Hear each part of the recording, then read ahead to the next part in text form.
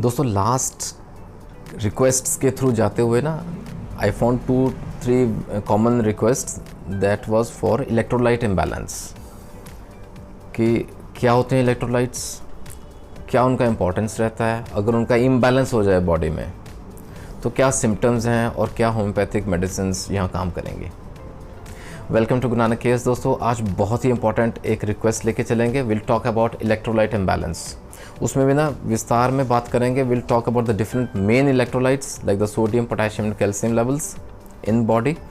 उनका वेरिएशन जो रहता है उसको स्टडी करेंगे और बहुत महत्वपूर्ण होम्योपैथिक दवाओं की बात करेंगे जो कि इसको मेंटेन करके रखें लेवल्स को। ठीक है, बहुत ही सरल भाषा में बात करते हैं। आइए पहले जान लें क्या होते हैं electrolytes and what is electrolyte imbalance. Electrolytes की मात्रा बॉडी में नॉर्मल होनी क्यों ज़रूरी है। Will talk in a very simple language, right. दोस्तों 3 बहुत ही इंपॉर्टेंट ये ना बदलाव आते हैं। I mean we can in a nutshell we can say the environmental changes are there, जो वातावरण में बदलाव आता है। The dietary changes are there, जो हम खुराक में बदलाव लाते हैं, कभी फैटी खा लिया, कभी प्रोटीन रिच खा लिया, कभी सॉल्टी, कभी sweet. The diet changes are there, right. And the third is our activity changes. At times we are too active, aggressive हैं, एट टाइम्स बिल्कुल सुस्त हैं, लाइक सीडेंट्री लाइफस्टाइल है। ओके, अब ये तो 3 बदलाव है ना, ये आते हैं, ये प्रभाव डालते हैं हमारी बॉडी के फिजिकल एंड केमिकल कंडीशंस पे। लेकिन एक कुदरती फिनोमेना है जिसे हम कहते हैं होम्योस्टैसिस, यानी कि इन बदलाव की वजह से, इन बदलाव के आने के बावजूद जो हमारी फिजिकल एंड केमिकल कंडीशंस हैं बॉडी के, they are maintained in steady state. उसमें ज़्यादा प्रभाव, उसमें नहीं असर देखा गया। प्लस 3 बहुत इंपॉर्टेंट चेंजेस हैं दोस्तों। The pH of the extra cellular fluid, body fluid में ना सेल्स के बाहर जो एक्स्ट्रा सेलुलर फ्लूइड रहता है उसका पीएच बैलेंस्ड रहना है, यानी कि एसिडिक है या बेसिक है, whatever it is, it has to be remain in a steady state, right. Second is the concentration of sodium, potassium and calcium ions. The 3 बहुत इंपॉर्टेंट ये मिनरल्स हैं। And third is the blood sugar level. अगर ये सब maintained है in a steady state we call it homeostasis.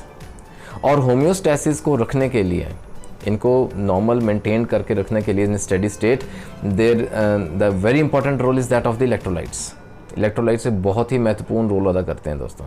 This is what electrolytes are important for.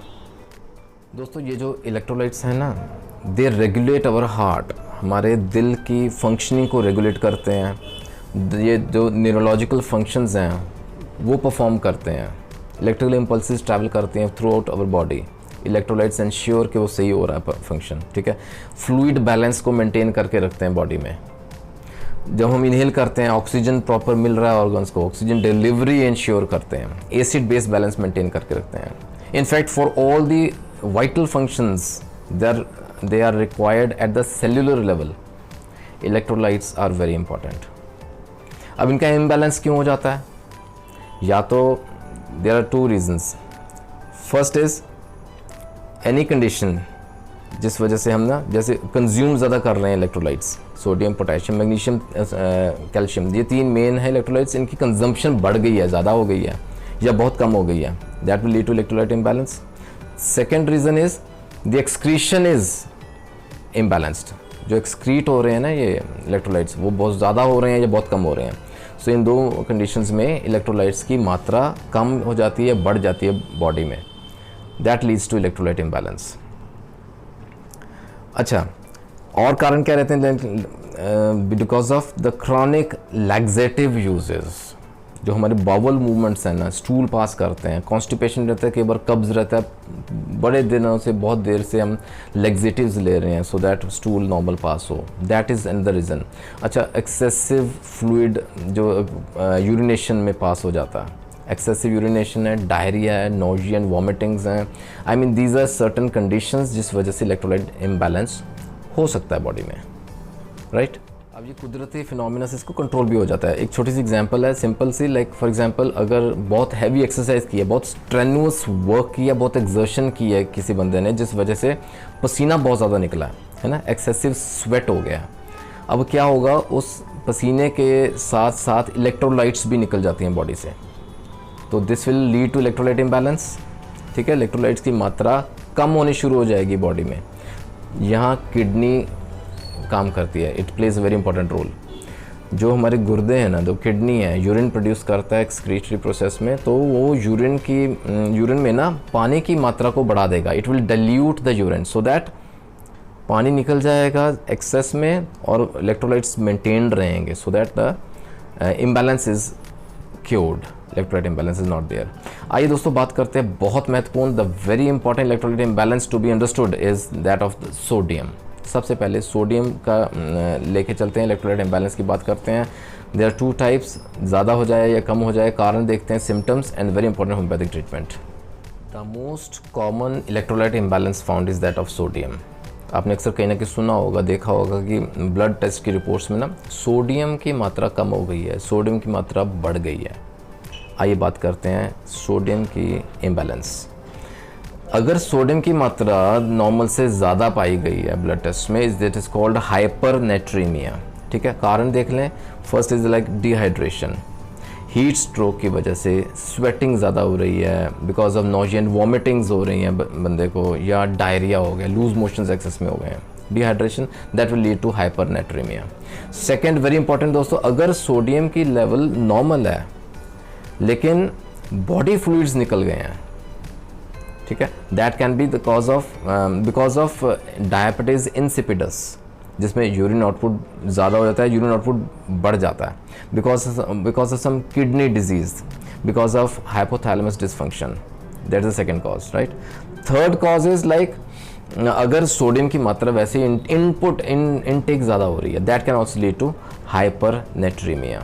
यहाँ याद रखें अगर दोस्तों, अगर ट्रीटमेंट की बात करें ना, तो the very important things to be considered here are the type of electrolyte that is involve, यहाँ सोडियम है, the severity of the disease, the severity of that imbalance, and the symptoms that. Hypernatremia का treatment will depend upon the symptoms of course, ठीक है ना। Dehydration हो गई है, nausea है, वॉमिटिंग है ना, डायरिया हो गया, यूरिनेशन बहुत ज़्यादा हो रहा है, प्यास बहुत ज़्यादा लग रही, थर्स्ट है, all these symptoms that will lead to excessive thirst, that will lead to weakness, general weakness रहेगी, फटीग रहेगी, ज़रूरत से ज़्यादा थकान रहेगी।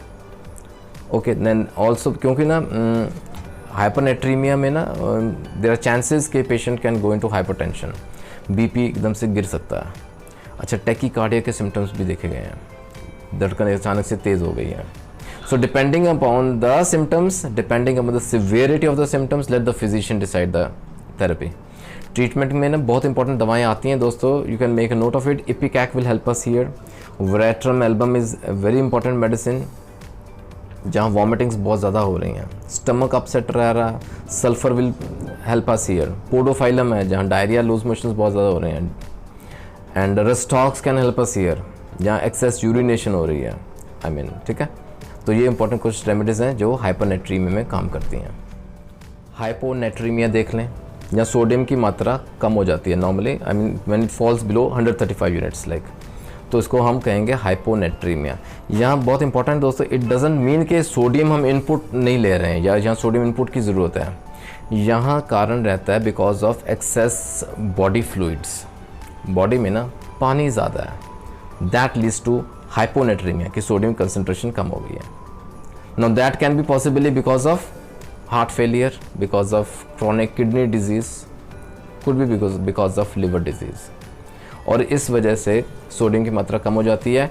और सिम्टम्स देखने में क्या आते हैं दोस्तों, again I would say the symptoms include loss of appetite is there, oedema is found, ठीक है ना, स्वेलिंग्स हो जाती हैं, नोजिया है, वॉमिटिंग्स भी रहती हैं, वीकनेस रहेगी, एक्सट्रीम फटीग रहेगा, और जो एग्रेसिव सिम्टम्स हैं, अच्छा इसमें ना न्यूरोलॉजिकल सिम्टम्स आर ऑब्जर्व्ड, ठीक है, जहाँ सोडियम की मात्रा कम हो जाएगी। हाइपोनेट्रीमिया में ना बहुत, अगर एग्रेसिव सिम्टम्स की बात करें, दो दे आर रेयर, लेकिन पता होना चाहिए, सीजर्स हो सकते हैं, दौरे पड़ते हैं, बंदा कोमा में जा सकता है, and eventually he can die, right. Hyponatraemia की ट्रीटमेंट की बात करें ना, तो दोस्तों याद रखें, जहाँ बॉडी फ्लूइड्स ज़्यादा हो जाते हैं जिस वजह से सोडियम की मात्रा कम है, एज वी जस्ट डिस्कस्ड, तो that excess body fluid has to be excreted, उसको बाहर निकालना है। So what we need here is diuretics. यहाँ 3 चीज़ें याद रखें दोस्तों, फर्स्ट इज़ द डायूरेटिक्स देंगे हम, सेकेंड इज़ वाटर रिस्ट्रिक्शन, पानी की इनटेक है ना जो बहुत रिस्ट्रिक्टेड करना है, third is the salt restriction, नमक की मात्रा कम से कम लेनी है, and then these homeopathic remedies are going to help you. Certainly they are going to help you. Diuretics detail में बात already I have already uploaded video earlier. बहुत important दवाएं हैं होम्योपैथी में दोस्तों. First and foremost will talk about apocynum here.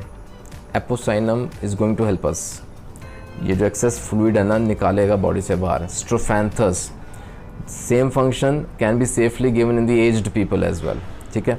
Kidney dysfunction की वजह से कोई दिक्कत आ रही है, eel serum is going to help us. Underlying heart failure की प्रॉब्लम है, हार्ट के साथ लिंक्ड कोई नुक्स है तो digitalis as an excellent role. फिर वही सिम्टम्स के आधार पे दोस्तों cactus also removes the excess fluid from the body. तो ये कुछ दवाएं हैं जो कि हाइपोनेट्रीमिया में काम करती हैं. तो दोस्तों ये एक कोशिश थी in very simple language to explain about the electrolyte imbalance, particularly talked about the sodium imbalance here. क्या सिम्टम्स एंड एवरीथिंग, राइट. आशा करता हूँ आपको आज का वीडियो कहीं ना कहीं ज़रूर फ़ायदा पहुँचाएगा. बट आपको आइडिया हो गया होगा दोस्तों, this is not a simple disease to be treated. It is serious complications हो सकती हैं. तो टॉक टू योर फिजिशियन, बात करें और सिम्टम्स के आधार पे the severity of the symptoms, the type of electrolyte that is involved, है ना. Let the physician decide the remedy and the duration of treatment, the potency of the remedy. Keep tuned in to Guru Nanak cares for more such informational videos. आपके मन में कोई doubt है, अगर आप potassium और कैल्शियम की बात करना चाहते हैं तो I can upload separate videos upon that. आपके सुझाव दे आर मोस्ट वेलकम. मुझे व्हाट्सएप कर सकते हैं आप. You can mail me at gurunanak@gmail.com. अपना ख्याल रखें दोस्तों. Till meet in the next video. Take care. God bless.